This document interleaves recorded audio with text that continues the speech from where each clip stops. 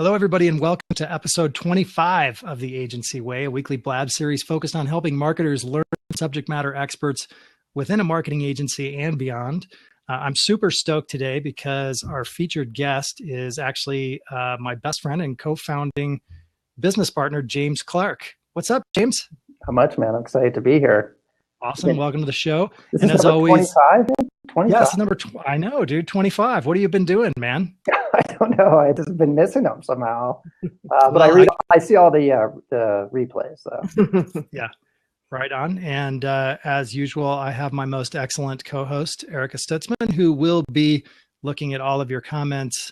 And she might have some fun questions from time to time, too. So welcome to you as well, Erica. Thank you. Thank you for having me. All right. Okay, so getting started, this tagline that we have, exceeding marketing expectations with social disruption. Wow, how's that for a tagline? A mouthful. The premise of this discussion today is the fact that you, James, and Michael Kwolek, our director of research, took a little trip down to Austin, Texas, not that long ago. You guys were at the Iconoculture event. And there was some very specific research that was shared with you, and we can get into that. But I'll just start by asking you, what was that, and what stands out to you, and we can get into some more details from there. Yeah, it's pretty fascinating. So, Iconosphere was the conference that we went to. So, Iconoculture has a number of very large brands that they work with that they had a great opportunity to go inside of their different marketing campaigns and look at a number of different variables. And what they were trying to looking for is what kind of marketing campaign actually meets or exceeds expectations. And that was the key focus of the research, where they took a look at all the different marketing activities that can be done. And so it starts with a realm of like 36 different marketing activities or potential marketing focuses. And what they boiled it down to, and what the research showed back, was actually really astonishing, and even astonishing to them, which was a fun part of being a participant in that, because they were so excited about presenting the data just around how unbelievably statistically significant the data was with one particular kind of marketing activity. And that was a marketing activity they called social disruption. And then so it was a very active discussion, and it made a lot of sense. And it's actually really exciting because it gets into a lot of the core features or attributes that we do here at Room 214, just in terms of marketing with our clients. Cool. Yeah, and I know that you've been talking about this for a little while, and I only recently got to log into your CEB account and check out some footage of that, of exactly what you're talking about. And just to start to break it down a little more, I know that a lot of the conversation was about good versus great. So it was about, good marketing expectations and how those can be exceeded versus like really great, like blows out of the water. Right. Yeah. And so what was interesting to me is they really focused on 4 categories of what, they called Marcom initiatives, even though they were trying to be broader than the concept of campaigns, but essentially they're campaigns as well. And kind of those 4 focuses were, the idea that something that's very product focused for a campaign. And then the second category, something that's very emotional and entertaining. And then the third category is something that's very affirming inside of a campaign. So for example, there's a campaign message and you as an individual really resonate with that and you say, yes. So there's that affirming aspect. But then this 4th aspect that they talked about is what you mentioned, and it's this idea of disruption. And I'm going to have you talk about this a little bit, but before I do, this is like some deep research. This is the kind of geeky stuff we love. There's 4 components of this idea of disruption. So I'm going to touch on those real quick and then ask you to talk a little bit about that. The first one is a challenge to a cultural norm. And the second one is something that's surprising or provocative for influencers. The third element of a disruptive effort is something that advances a societal debate. And the fourth one was anything that's essentially linked in to a key brand differentiator. That's got to be part of the deal, right? Because it's like, how does a brand attach itself to some sort of disruptive effort? So out of those four things, I'd just be curious to know, what stood out to you the most? What are your thoughts on this? I think what stood out was all four of those need to actually be in action. So you can't really just kind of take one and run with it. And that is, and in addition to that, there are other elements of those four different core ideas that have to be present also. So one of the things that was really interesting is you talk about affirming characteristics, that all the basis of an affirming characteristics program, a lot of times we'll call it values matching, let's say, is that they need to be there in terms of for you to move into social disruption. So it can't be coming out of just left field, just in terms of, hey, let's just run a social disruption campaign. And one of the interesting insights that they brought to the table was these campaigns actually have elements of all four of those, but it's the when you bring in that fourth element to actually intermix with those other three is when the actual social disruption takes off. And those components around, like the first one you mentioned, like challenging a cultural norm, that is something that really goes in to take a look at interesting things where it comes from. Research is really critical in this area because you have to be able to take a look at what's trending and what's picking up and how is society actually looking at particular trends. So if you go back and take a look at Old Spice when they basically came out with their, the guy on the horse videos, it's like what they're seeing is there's a real trend around metrosexual men, and then they went to the opposite side of that and basically said we're going to be like the manly man, and they had a discussion around what it is to be a man. So that cultural and societal discussion was happening. And to be able to take a look at and understand where are the cultural and societal discussions going on, and then you will want to challenge that. Now the challenge is not going in the face of it. The challenge is taking it to the edges and say, what can this potentially be? Like, how much further can we go with it? So you're not saying we totally disagree with this, but we want to be able to see how much further can we move this conversation. And that's one of those areas where you want to, which leads into the third point that you mentioned, which is advancing that societal debate. And they knew that having that in their pocket, essentially, that they would be able to online have a lot of discussions. They really thought that part through. So those were some of the more interesting parts where you took a look at all of the components that are going together. And then the other thing they said I thought was really interesting is that one where it needs to be surprising and provocative. And the key on that one is it needs to be surprising and provocative for influencers. Because what they're saying is, like, you can have a regular campaign. It could be matching the values, which is, hey, we believe in, let's say it's like we believe in environmental protection. Yeah, I like that company. They do a lot of things I believe in. But it's nothing that's really provocative. So you could actually go out and do an influencer campaign, and you could get results that meet expectations. And this is to your point, Jason, where you're saying good versus great. And good is, hey, we put this out there. The campaign met expectations. So you can go out there and find all the best influencers, and they can agree, and they can push this message that value matches. But when you actually present this discussion of societal disruption to an influencer, and you get them to go, I haven't thought about it that way.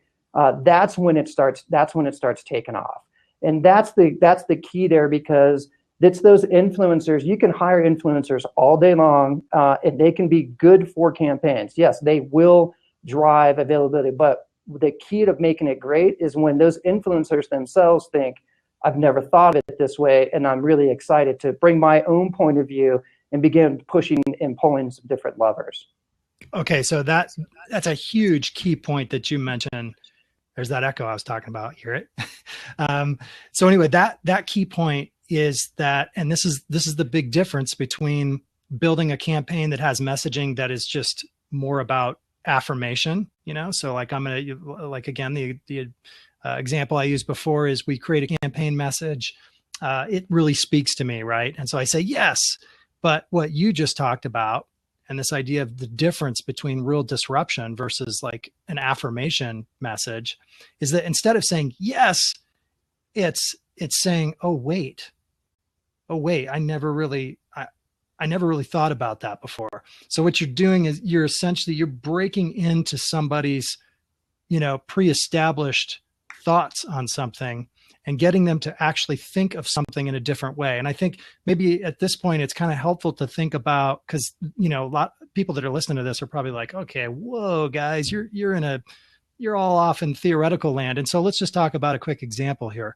Well, the one they brought up, I thought that was excellent, which actually made me even check myself in the meeting, was the Like a Girl campaign that Always did. Yeah. So let's take a look at what's happening out there. So you have a lot of societal discussion about pay equality for women. You have a lot of discussion around women's roles in corporate America. You have the whole idea of leaning in. So there's like a lot of societal discussions really are moving in a particular way where the discussion is on the fringes in many areas.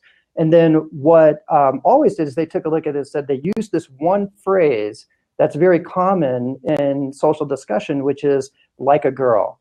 And I remember the first time I saw that campaign, I thought to myself, man, I just used that phrase in the sense that I haven't actually really thought about how culturally damaging that phrase can be. And so what they did is they took that really kind of that cultural norm of a phrase like a girl, and then they basically turned it on and said, it's like, okay, now let's push that. What does like a girl and what should like a girl really mean? And got a lot of positive impact. And so those influencers are like, heck yeah, I'm all over this, because it's just such a cultural norm to think that way. And then everything that else was helping in society really gave them the leverage to identify what that is and pull that campaign forward, which is extremely successful for them. Yeah. And so for those who aren't familiar with the Like a Girl campaign, it was essentially launched as a Super Bowl commercial, and you can type in Like a Girl campaign and Google it and watch the video. It's really powerful. But I'm just wondering, do you want to explain to people kind of how the commercial went? Do you remember? Well, I mean, from the commercial aspect itself, I can't remember exactly how the commercial went now. So I remember the campaign quite deeply because I have two daughters, and it was like throw like a girl or run like a girl, and so it was people sort of mocking how silly girls can be, and then it was like how girls really are. We run fast and we throw hard, and I mean that's how girls really are. Exactly. So you had this range of people, both boys and girls, women and men. Not girls, but more women and men. And they were asked to, hey, show us what it looks like to throw a ball like a girl. Right. And they're capturing all this on video, right? And these people are, without even thinking about it, just, they look lame. And then they get in front of these 12-year-old girls and they're like, show us what it's like to fight like a girl, what it's like to throw like a girl. And these girls are like, there's nothing funny to them about this. They're going out there and they're attacking it. And it's like, it makes you go, oh gosh, wait, that, to James' earlier point, this phrase that has been part of our society is actually really demeaning. And even women who would consider themselves, let's say, forward thinking, on the feminist fringe, if you will, have to even look at their own way of how they've used that phrase themselves. So yeah, it was really powerful. That's a perfect example of what you're talking about, of social disruption, because not only was it impactful because everybody noticed it, but it was also something that made people think about their language and how they work in current events and how they talk about current events. No doubt. Yep. So, and then just real quick, because I do have some stats in front of me to share. This whole idea of good versus great, and the four categories that I mentioned, right? Product focused, emotional and entertaining, affirming, and disruptive.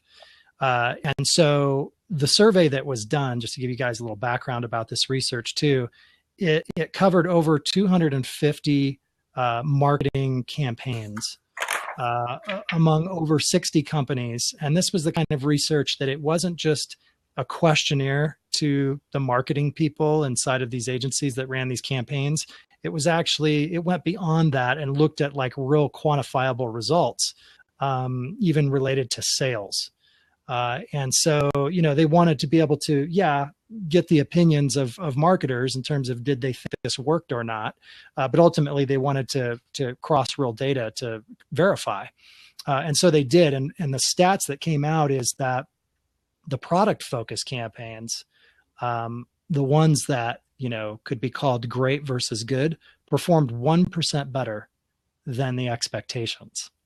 The emotional and entertainment based campaigns actually didn't even meet expectations, and so they couldn't they couldn't even call it great. And that's pretty interesting too, because as marketers we're always taught, hey, get into the emotions of things. And by the way, I think it's important to state that none of these are wrong, and they're not mutually exclusive either. So a disruptive campaign isn't, exclusive from something that has a lot of emotion. That'd be ridiculous.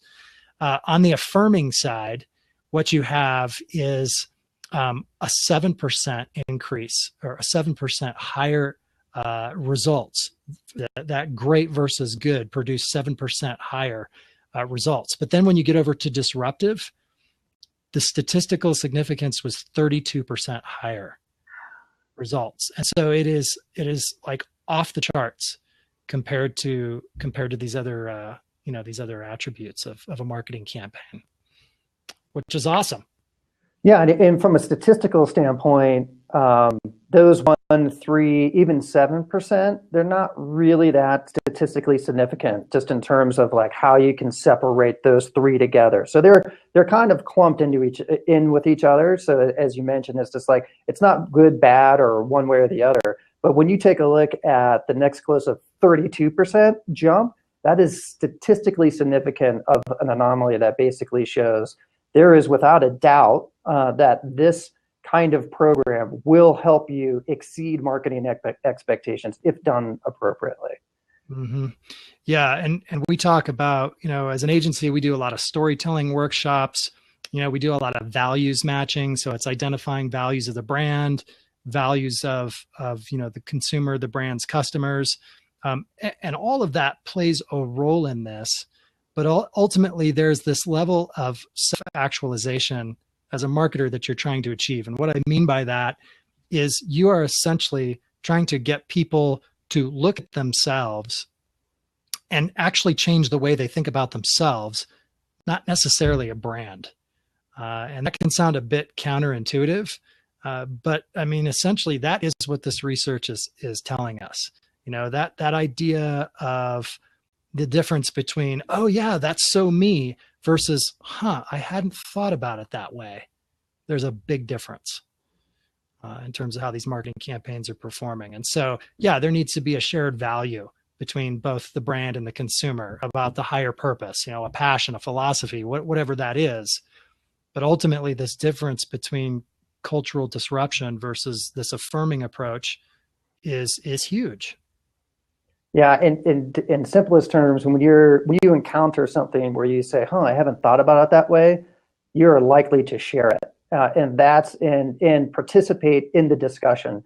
So this is the thing where they saw in the disruptive campaigns, the participation in those discussions goes so much higher than anything that's affirming. So affirming is, yes, I'm going to like it. And then socially disruption participation is, I'm going to share it and I'm going to talk about it. I'm going to comment on it and I'm going to follow it because I'm really interested to see where this goes. And that's the big piece about it, where it's like you can put something out there that is just simply affirming to you and you can get lots of likes. But what we really want to be able to do then is to expand that marketplace to get people to want to share, comment, engage, and really drive that conversation forward into places where the brand, as long as it's authentic to them, they're comfortable in going. And I think that's the really interesting part of stepping away from the fear that some brands have of actually approaching this idea of social disruption. And I think that, and also I think the word in this day and age has a little bit of a negative connotation where you're trying to be like, anti something. It's not anti something. It's advancing something that is a conversation that is already has momentum behind it. And so it's those two parts where it's like it has momentum behind it. There might be 3 or 4 different elements in society that are pushing that way. And it's just like, how do we then jump in and advance that conversation? Not, hey, are we anti anything? Because that's not where you want to be as a brand. Yeah, I mean, that's huge. In social media, and we've said this for years, it's always easier to join a conversation than to start one, right? And there's a whole bunch of reasons for that. And, it sounds like a nice little tweet. Oh yeah, I'll tweet that. Brilliant. But there's actually some real behavioral psychology behind this. And this gets into the difference between emotional engagement and cognitive engagement. And so to your point, James, you're talking about if you're doing a campaign and it's really heavy towards the affirmation side of things, where it's like, yeah, that's me, I resonate with this. Your likely behavior will be to support that message promoted by the brand. And what that looks like practically is lots of likes, maybe some retweets, whatever you want to call it, whatever the measurement is. That's an emotional reaction. The cognitive engagement there is actually relatively low. Now, when you get into this idea of advancing a debate that's essentially fueled by the brand, now this is you're really thinking about yourself and what your voice is in this and how you stand in that, and that is high cognitive engagement, and that fuels conversation, and so it's really awesome to be able to see this kind of research and know that kind of some of this crap that we preach actually has some really good validity to it. Yeah, it's really exciting to hear, because it's not only are they exciting campaigns for brands to engage in, but I think it's also just a unifying campaign around the people who represent that brand, the employees behind the brand, their families. There's a lot of pride and there's a lot of love that goes into those particular campaigns that are just beyond this affirmation that, hey, we're this great brand or we're a good brand and we have a corporate social responsibility side to it. It's just like, no, let's take it a bit further. And the halo effect is something that they talked about that they have yet be able to measure. Is just like, what is the effect of that campaign on a brand over a period of 1, 3, 5, 10 years? If I remember correctly, the Real Beauty campaign that Dove's been doing, I think they're in their 10th or 12th year. Yeah, that's right. That's right. I heard 11 years the other day, so I think it's 12 now. Yeah, and it's just like, think of that. That's like 12 years old, and it just seems so continuously to seem so relevant. And then when you even look at that brand now, I can tell you my perceptions of that brand have changed tremendously. And it's one of these things where it's not a one and done. And this is one of those areas where they're talking about just as an overall brand, what can you do to be able to really begin to tap and move conversations in other ways? And then once you're engaged in one, other conversations come up and you need to be nimble in that area to be able to pick up on it and keep going. And so you don't like think about it as, hey, we're going to run this through 3 months and then we're going to bail. Because there's going to be a lot of, if it actually goes really well, there's going to be a lot of different kinds of conversations that will come out of it. Yeah. And to your point on that too, and even just thinking about, those that will see this recording, and God bless you, Erica, trying to write a blog post about this. This is the best one ever. I'm so excited. Those who get any exposure to this information, even if it's through CEB, the question is always like, okay, cool, I get it. Disruptive. I'm on board. What do I do next? And so, we're pretty excited about the work that we're doing as an agency with consumer insights and research. But my thought is, what do we tell people? Do you have any advice? This idea of really getting honed into what the cultural insights are. I think, another thing I'll bring up about this, what I thought was really interesting, is there's 2 major elements of these campaigns. They break it down even further, and that actually give return on investment from the initiative. And one is the consumer insight and research side. You have to be able to find those conversations that are already happening, what's trending in a particular direction. That's really key and critical to this working at all. And the second part of it is the creative implementation of that. And those 2 pieces of that idea or that story are the ones that show high return. When they actually take those 2 and then they compare them to, let's say, marketing mix, which is a lot of what I think what marketing campaigns focus in on now is like, who are we going out to? What are the different platforms we're doing? What are all the different recommendations on each of the platforms? Those actually have a very low return on going from good to great. Again, they're still good, and they will meet expectations. But those first two pieces, understanding the market, understanding the consumer, understanding the trends, and where societal debate is going is key. And then the second one is like the creative aspect and implementation of it. I mean, I'll just go back to Always. It's such a wonderful campaign. I mean, to really nail it, that like a girl, that statement, and that is amazing creative to be able to advance that actual societal debate. And so it's continuing in that area of really understanding creative's role in the actualization of the campaign itself. Yeah. That one slayed me. I have to say, that one slayed me. Like I'm easily drawn to tears. And that was the first time I saw that. I was just weeping like, oh my gosh, that is so my life. And it's so powerful. And it's so, focused on things that I've been thinking about my whole life. But one thing, we have a question here from Jeff on how important is it to sort of stick the landing and not adopting the cultural norms that we were just talking about? Like how do we're talking about societal things in a movement that's already happening. How important is it to go out there and do something new versus getting something that's already co-opting a hashtag or something that's popular already that's out there? I think it's really important actually to move it to stick the landing essentially. But the key is that conversation's already happening, and you have to bring that. You have to be able to push it to the edge. What they kept talking about is that can't cross over the edge, but you have to push it to the edge to say, have you thought about it this way?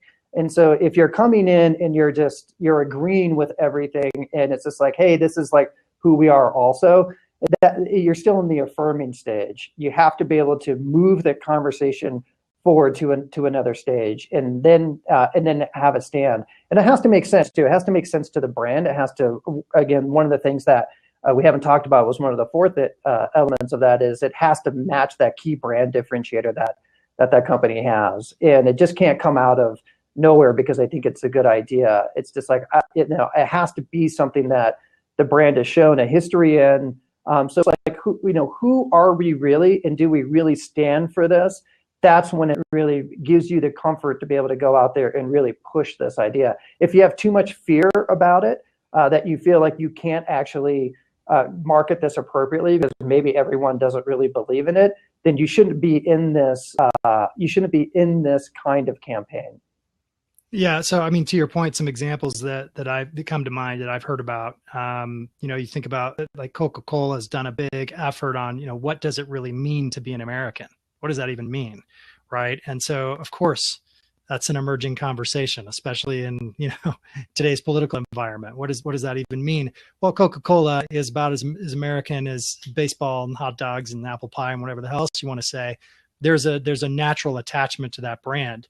Whereas you've got another campaign that's got great intentions, right? So Starbucks, this whole, it had to do something with like racial integration and the race it had a great message. And I'm not thinking of the exact details right now. But a lot of the consensus was, that kind of fell short because even though it was something that was cool that was out there, how the brand really attached to that, there was a bit of a disconnect. And so, that in and of itself, being able to authentically attach your brand to something like that, that will advance a debate, big challenge. Yeah, Coca-Cola specifically, that one you're talking about was also a Super Bowl ad. So, and I think this is the other thing. It doesn't always have to be a Super Bowl ad. Right. But they took America the Beautiful, the song, and they had it sung in, I think it's like 15 or 20 different languages, which basically made a statement about actually it's one of these elements of like, what does make America beautiful, rather than like, yeah, we agree, America's beautiful. And then they actually had it all set up to be able to follow through. So each of the individuals who sang the song, they had, those individuals were now becoming more famous. They were downloading their songs. They were participating in conversations with them, even beyond that ad. So they were participating in that at a very deep level. And then they've had 30, 50 years of advertising that talks about how great America is. And so it made a lot of sense for them at that point. Yep. Cool. Well, geez, a half an hour flies by when you're having fun. That's all I got. All right. How about you? Does anybody have any questions? We'll pause the recording. And if anybody wants to stick around and ask additional questions, harass James, harass totally me. want to harass James. I know, that's what I'm saying. He's here for you. just sitting down there. Nice. So cool. All right. Well, fun, inspiring conversation. It, of course, makes me think of what we as an agency can be doing to facilitate strategy in this whole area of disruption. And yeah, I'm super excited. It's pretty sweet. James, thanks for joining us today. Thanks. You. Yeah. All right. Thank you, everybody. Remember, 11:30 Mountain Time every Thursday. Join us for another episode of The Agency Way. Appreciate everybody who joined. Thanks so much. Thank you.